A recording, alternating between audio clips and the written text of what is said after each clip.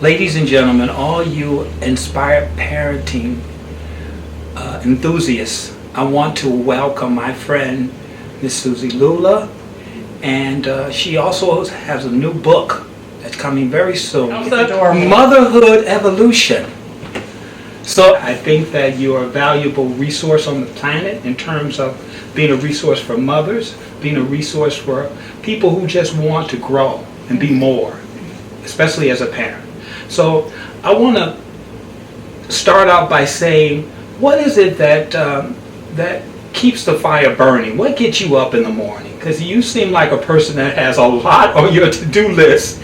But so what is it that keeps the fire burning? So I'm going to say two things. First of all, I love the title Inspired Parenting, right? Because we got to get up in the morning inspired. Yes. So I'm going to give you the honest answer first. The thing that gets me up in the morning is that my husband brings me a latte every morning. Get out of here. So yeah.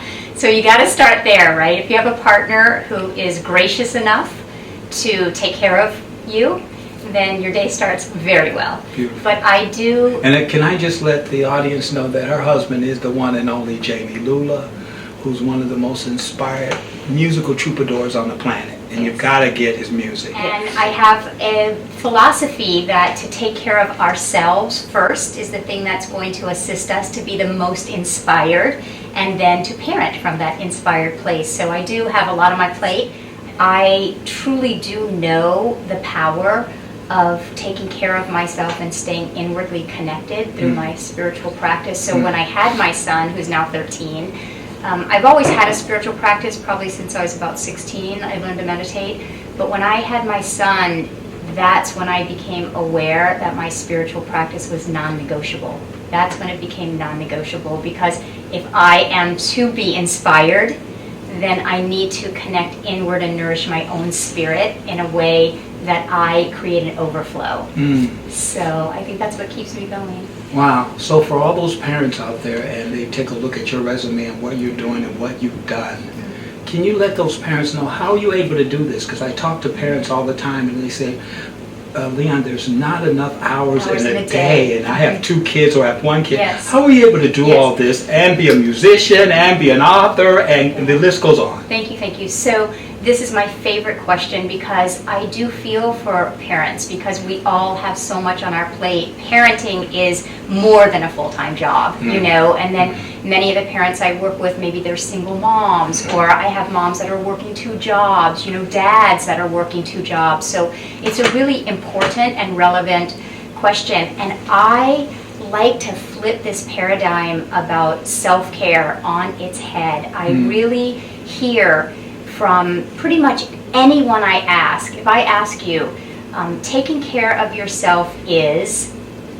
selfish, is what usually people say. For me to think that I have 2 children and you're telling me to take care of myself first when I barely have any hours in the day anyway, it seems so selfish. But I like to flip that and say, actually what I've learned is that taking care of myself first is the most selfless thing I can do for my son.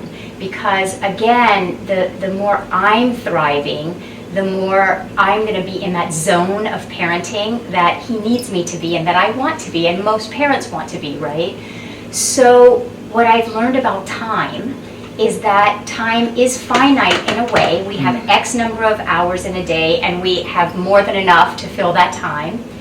But I've also found that when we take this time to take care of ourselves, even if it isn't something, you know, I'm not talking about going out and doing a 10-mile hike, you know. I might be talking about something as simple as putting on a piece of music when you're making breakfast in the morning. And instead of just making breakfast, you have music going and you're dancing with your kids, or, you know, you're taking a walk around the neighborhood, or something that is meaningful to you. You're coloring with your child, something though that is meaningful to you, that truly nourishes your spirit. Then what happens with time is that time stands still. Can you tell us a little bit about your book and why is that important for the 21st century mother? And the reason why I say that is because the 21st century parent, let me say it that way, yes, their needs are a little different.